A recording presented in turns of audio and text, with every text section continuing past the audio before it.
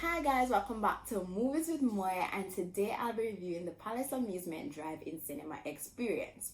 Now before I get into the review, I would like you guys to know that this video is sponsored by Smarketric, which is a digital marketing company that helps businesses with things like social media management, brand design and strategy, website development, among other things. They're a great company. I've put their information in the description box below, so you should go and check out their page as well as their Instagram and follow them and give them some support. So with that said, let's get into the review.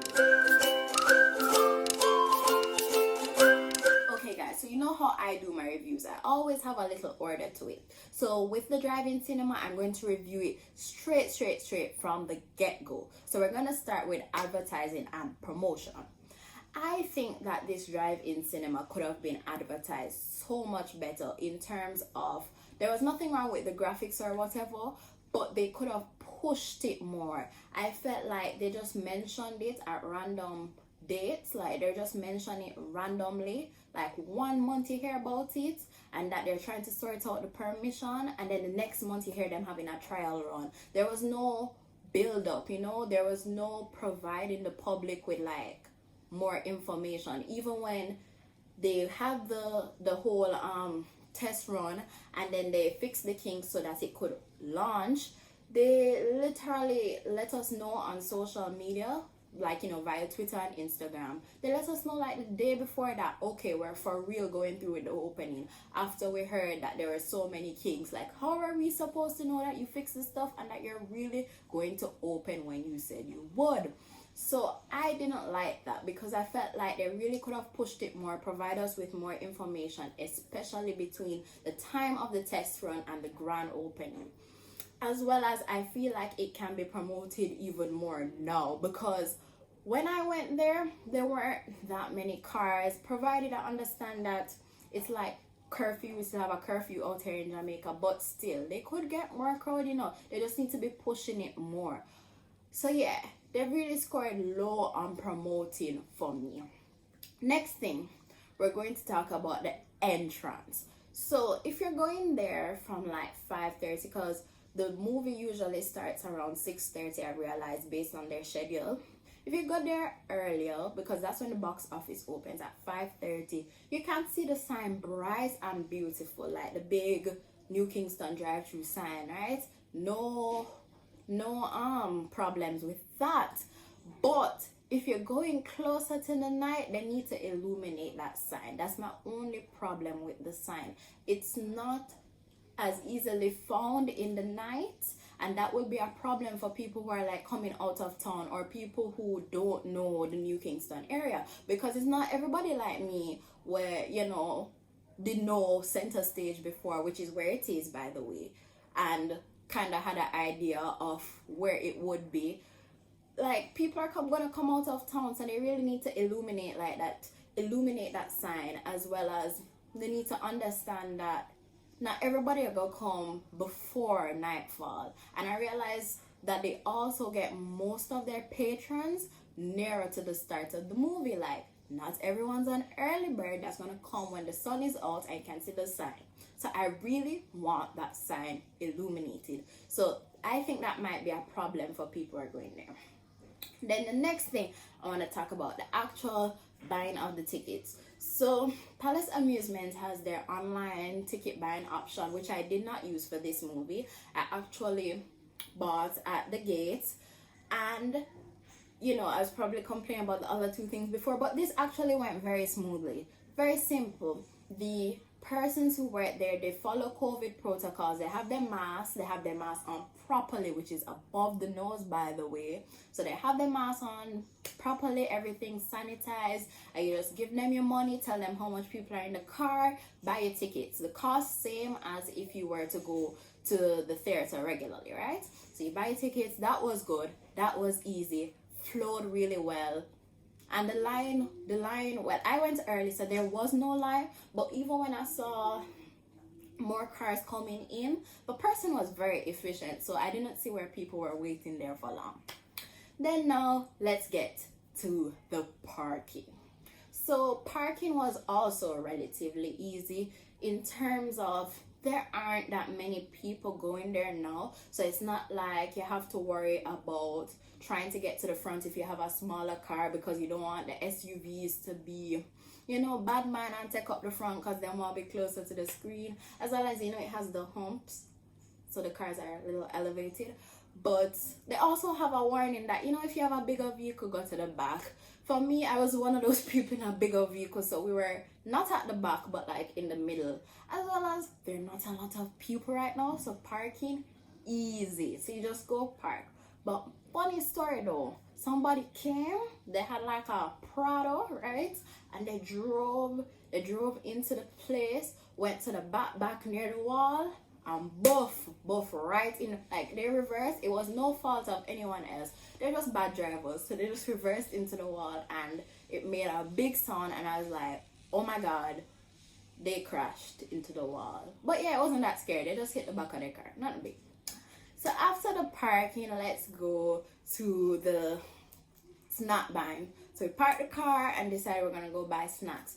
That also went really well. Like, as I said, the staff follows their COVID protocols. They don't allow anybody to like share out their own food, and you have to be sanitized and everything, so that's good.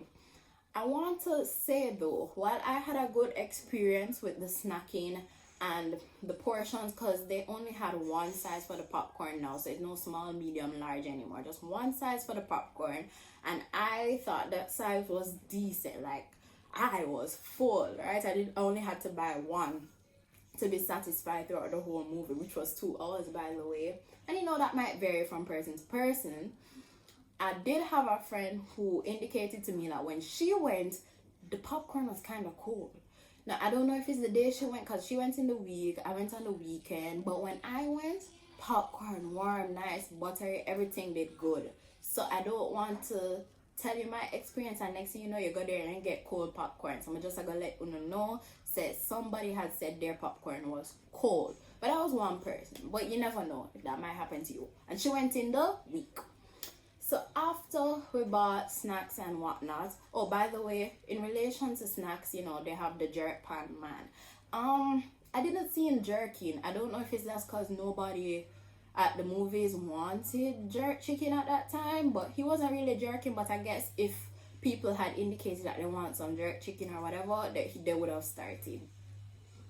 Next thing I want to look at is actually set up for the movies. So the sound. So it's very, very, very easy to like get the audio. All you have to do is have a vehicle that can go on 88.7. I hope I remember the frequency right, but all you have to do is go on 88.7 FM, and it's good.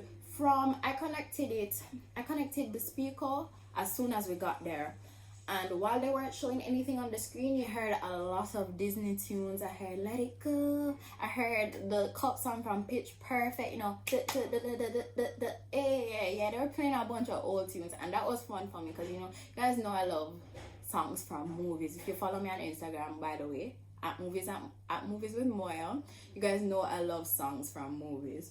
So they were playing a lot of that before, and yeah, you just connect, you listen, and that's fine. But I've also heard from my father saying, my father, he's an old man, he was around when there was a drive-in cinema in Jamaica at Harborview, right?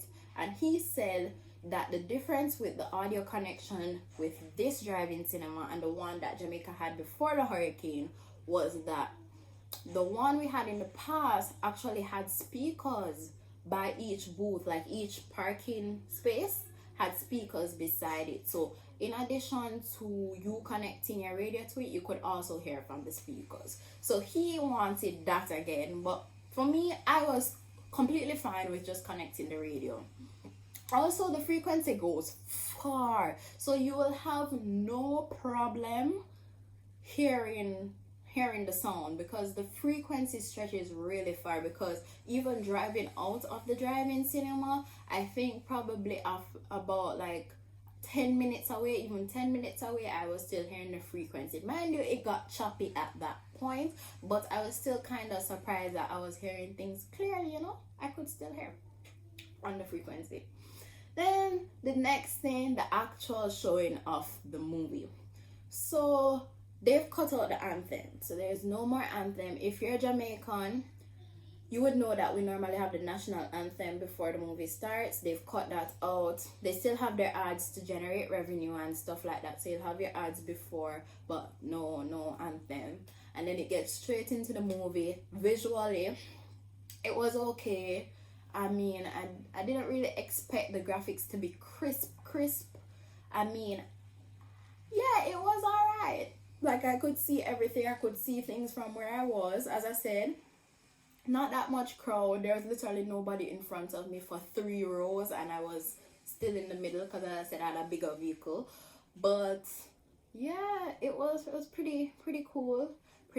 And for the movie review, which I went and watched War with Grandpa, that's for a different story. That's for a different video. I'm going to review that for you and give my opinions on well, actually, let me give it now. I wish that they had better movies showing right now, but I'm not going to knock Palace Amusement. You know why? Because I'm realizing that they're showing movies that they probably would have shown in like July or whatever had Corona not been a thing. So I feel like they're just getting out all those movies that they had contracts for. I don't really know if that's how the movie theater industry works, but I know War with Grandpa came out earlier this summer, so it's not like a recent release. So I'm not gonna knock them for that. I wish they had better movies to see right now though, because that would make the drive-in cinema even cooler. But yeah, so that basically sums up my experience. As I said, customer service, great. COVID protocol following, great. The audio and the visuals, great. The only thing I would improve is the promotion of the actual cinema, so more people can know more about it and get to experience it, as well as I need the sign illuminated. Please, Palace Amusement, if you're watching this, or if anybody affiliated with Palace Amusement is watching this, please illuminate your sign. Please illuminate your sign. And with that said, I'd like to thank you guys for watching. Please look out for my next video, which is a review on War with Grandpa, which is what I watched when I went to the drive-in cinema. And go check out Smarketric, the company that is sponsoring this video. As I said, check their Instagram right here, as well as I've put their information in the description box below. So check out their website, follow them on Instagram, follow Smarketric. And follow me on Instagram at Movies with Moya. And please like, comment, share, and subscribe to my channel. Thanks for watching, guys.